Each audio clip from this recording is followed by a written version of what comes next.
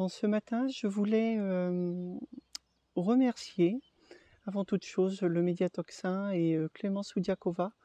pour son invitation à parler des futures recommandations de la Haute Autorité de Santé sur le parcours dit de transition, dite de genre. Donc, je suis très heureuse d'avoir pu passer en direct dans la matinale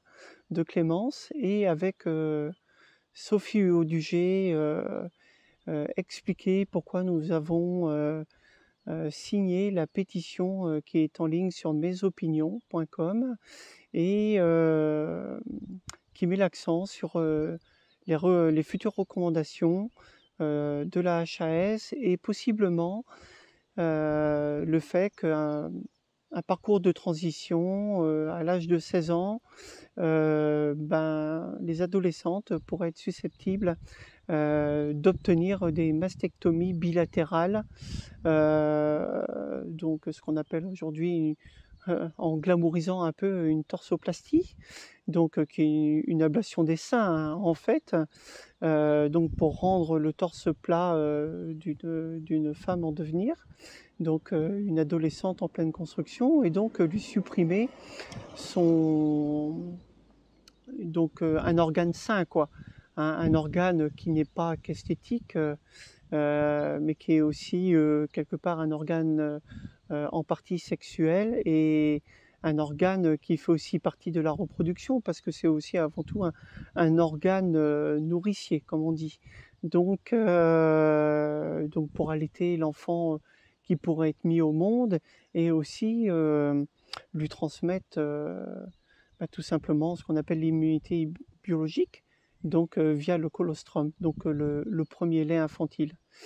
Donc voilà, j'ai mis aussi la parenthèse un petit peu sur les hormones,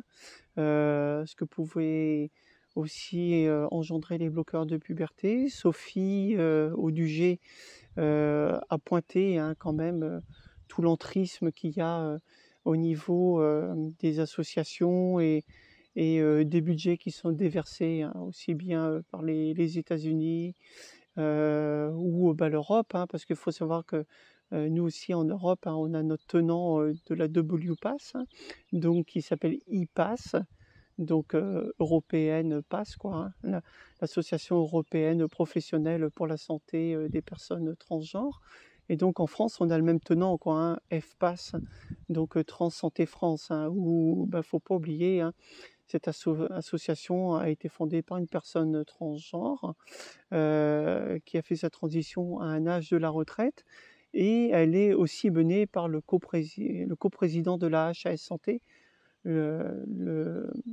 chirurgien urologue Dr Morel Journel, hein, donc qui était déjà présent à l'époque de la SOFECT, hein, qui est connu un petit peu comme le pape de la réassignation sexuelle en France. Nous avons déjà mis sur le Twitter de l'être trans, sur le X, la liste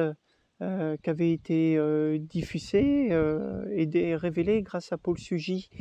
du Figaro, le journaliste, hein, Paul Sugy. Et donc nous sommes en train de travailler, hein, c'est ce que j'ai montré en fin d'interview. Nous sommes en train de travailler sur un récapitulatif pour montrer les incointances et donc le fait que tout est lié et que c'est une bouchée de personnes qui est en train d'écrire ces recommandations. Et cette poignée de personnes est donc mêlée à différentes associations, notamment parisiennes, et mêlée aussi à la galaxie de Transsanté France,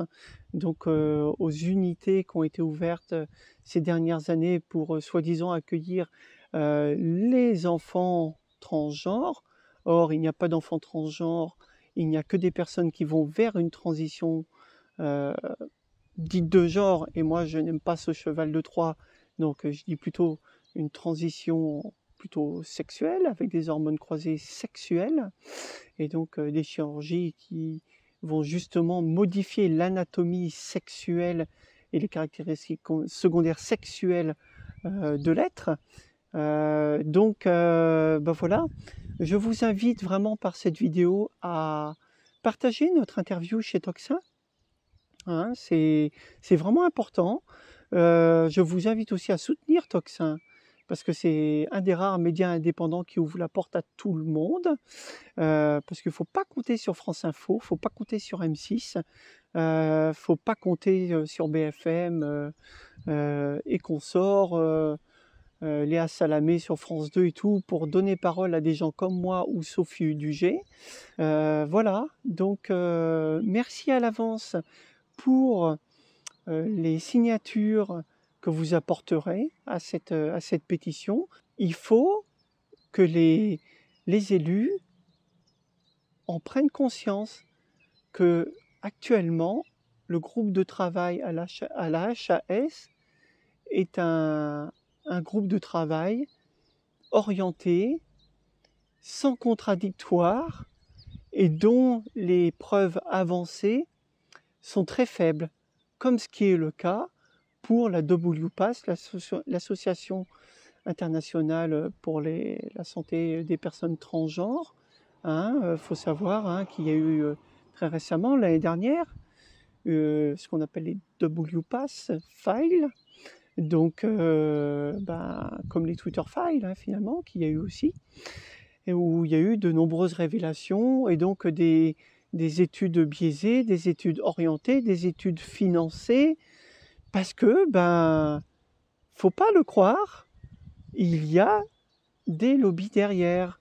On a beau le rappeler, les gens nous traitent de complotistes, les gens